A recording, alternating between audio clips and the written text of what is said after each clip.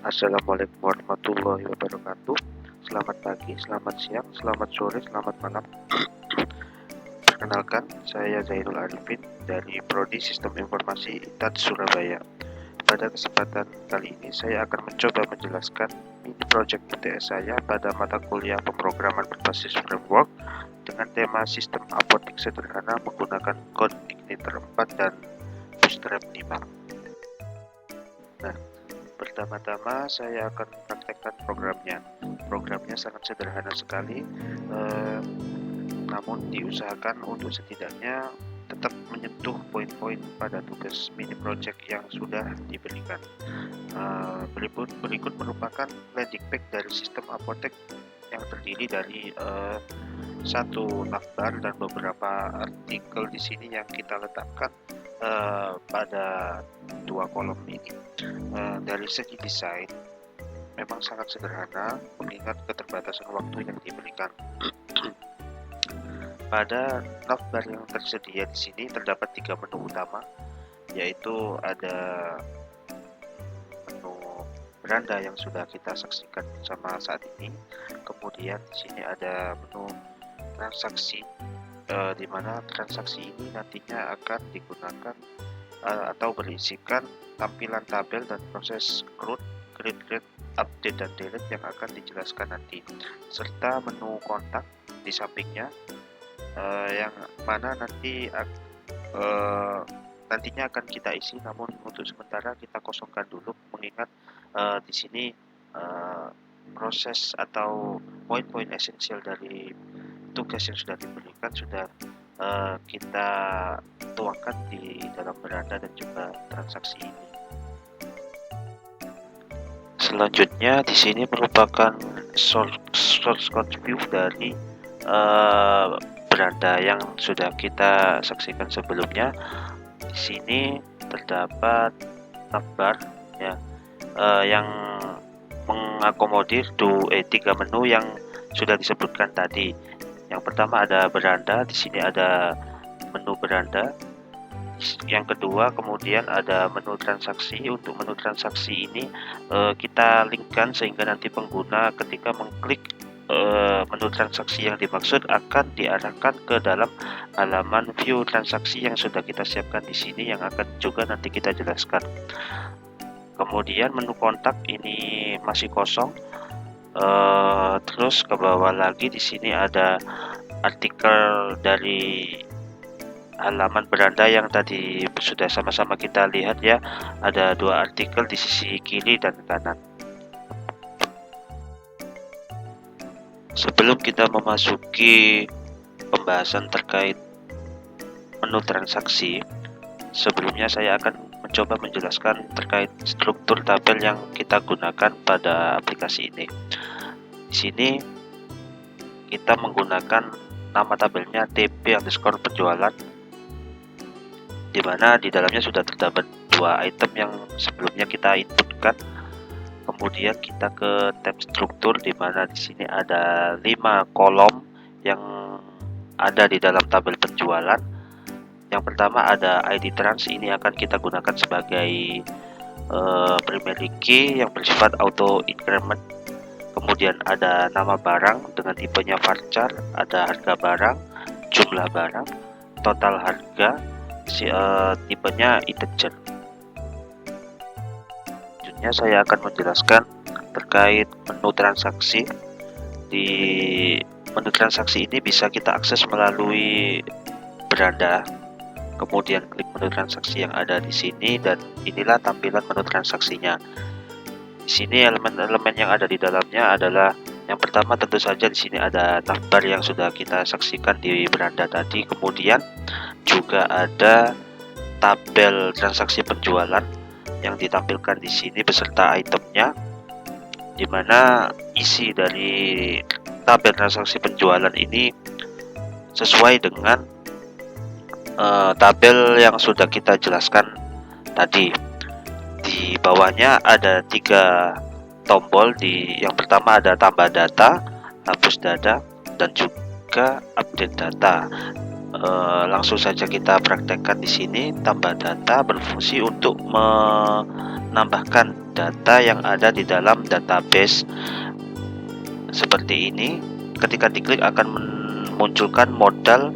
Di dalam modal tersebut akan ada form tambah data yang di dalamnya ada 4 text field ini. Yang pertama ada nama barang, coba kita inputkan di sini saja.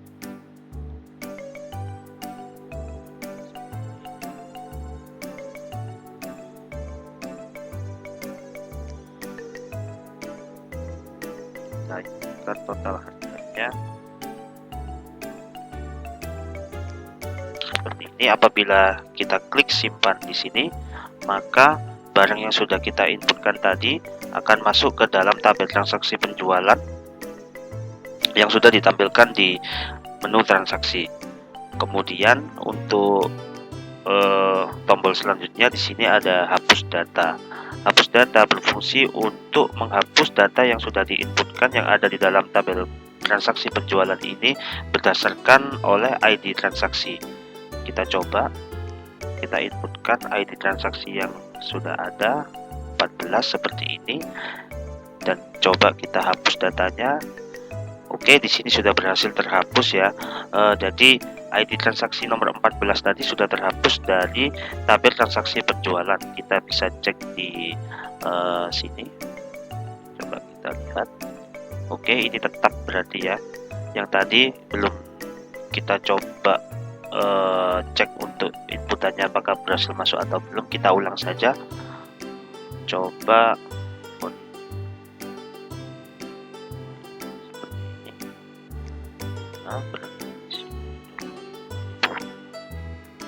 simpan.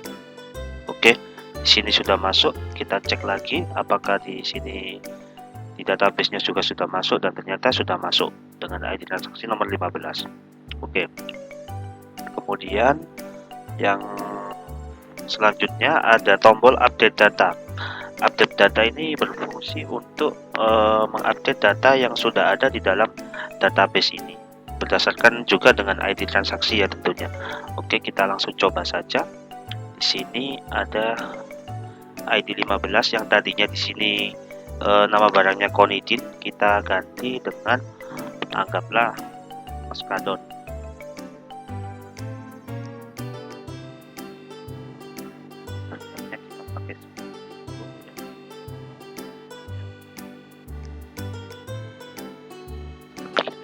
Kita coba update apakah nanti ID transaksi 15 menjadi Oskadon. Kita lihat bersama-sama. Kita klik saja update di sini. Oke, di sini ID transaksi 15 sudah menjadi, nama barangnya sudah menjadi Oskadon. Kita cek di sini apakah benar. Oke. Nah, di sini nama barang juga sudah sesuai menjadi Oskadon. Berikut merupakan source code dari view transaksi atau menu transaksi yang sudah kita saksikan bersama tadi. Di sini ada navbar seperti yang ada pada menu beranda atau landing page, ya kan? Fungsinya juga sama ya, secara struktur juga hampir sama. Oke, kita lanjut. Pada elemen berikutnya ada tabel yang ditampilkan pada menu transaksi. Di sini sudah kita berikan nama masing-masing sesuai dengan database yang kita butuhkan atau yang kita gunakan. Di sini ada ID transaksi, nama barang, harga barang, dan sebagainya sebagai head atau sebagai kepala tabelnya. Kemudian setelah diberikan nama, kita isikan isinya menggunakan fungsi for each, yang mana dia akan mengakses data-data yang ada dalam database sesuai dengan kolom-kolom yang ada pada menu transaksi, baru kemudian ditampilkan. Selanjutnya di sini ada button trigger modal tambah data, kemudian ada hapus data. Di sini juga ini button trigger untuk hapus datanya. Kemudian di sini juga ada button trigger untuk modal update datanya.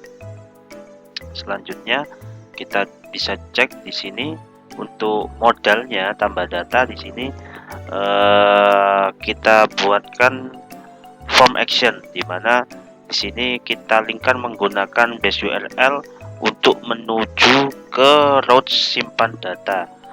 Seperti ini, simpan data. Oke, di sini ada. Jadi nanti ketika filenya atau browser kita akseskan ke simpan data ini, dia akan menampilkan atau menjalankan fungsi untuk menyimpan data yang sudah diinputkan oleh user pada form sebelumnya. Di situ dia akan mengeksekusi controller home yang di dalamnya ada aksi simpan. Kita lihat di sini aksi simpan. Oh ya, sebelumnya untuk hapus dan update data ini juga menggunakan prosedur yang sama. Oke, kita lanjut ke aksi simpan di home di sini. Oke, ini dia ada function aksi simpan. Nah, yang dilakukan pada aksi simpan di sini yaitu mengakses database model transaksi atau database yang sudah kita buat sebelumnya, di mana di sini kita sudah kasih nama TP penjualan yang ada di sini. Nah, kemudian yang dilakukan adalah menginputkan kolom nama barang sesuai dengan inputan yang sudah diberikan oleh user kepada ke dalam form yang sudah disediakan tadi. Di setiap text field yang disediakan di sini, nah, di sini sudah kita berikan variabel di mana sudah kita kasih nama f underscore nama barang, f underscore harga barang, dan selanjutnya ini nanti akan kita tampung dan juga baru kita inputkan, kita insertkan ke dalam database. Baru kemudian kita tampilkan ulang databasenya atau kita refresh untuk ditampilkan sesuai dengan keadaan terbarunya. Kemudian untuk fungsi aksi hapus di sini sama, hanya saja di sini hanya satu text field ya tadi yang kita butuhkan di sini. Ini yaitu ID trans.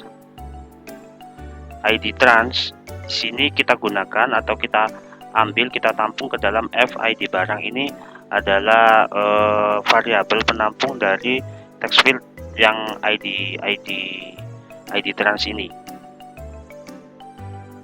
Oke, baru kemudian setelah kita pegang ID transaksinya, kemudian kita lakukan fungsi delete. Fungsi delete ini akan menghapus data yang ada di dalam database. Baru kemudian kita tampilkan ulang. Seperti itu. Yang terakhir ada aksi update. Di sini aksi update-nya sama, kita tampilkan dulu, kita linkkan dulu database-nya dengan tampilannya. Kemudian baru kita update datanya. Yang kita pegang yang pertama di sini adalah FID barang. FID barang ini jadi kita lihat FID barangnya yang mana yang mau diupdate, baru kemudian kita masukkan ke dalam array yang ada di sini. Jadi array yang ada di sini akan mengubah data yang ada di FID barang yang ada di sini. Baru kemudian kita injekkan ke dalam database menggunakan fungsi update di sini. Dan yang terakhir baru kita tampilkan ulang databasenya sesuai dengan keadaan terbarunya, seperti itu. Demikian penyampaian project UTS dari saya. Meskipun ada beberapa kekurangan di sana dan sini, semoga nggak jeblok-jeblok amat ya nilainya. Saya kira cukup sekian. Semoga bermanfaat. Wabillahi taufiq wal hidayah. Wassalamualaikum warahmatullahi wabarakatuh.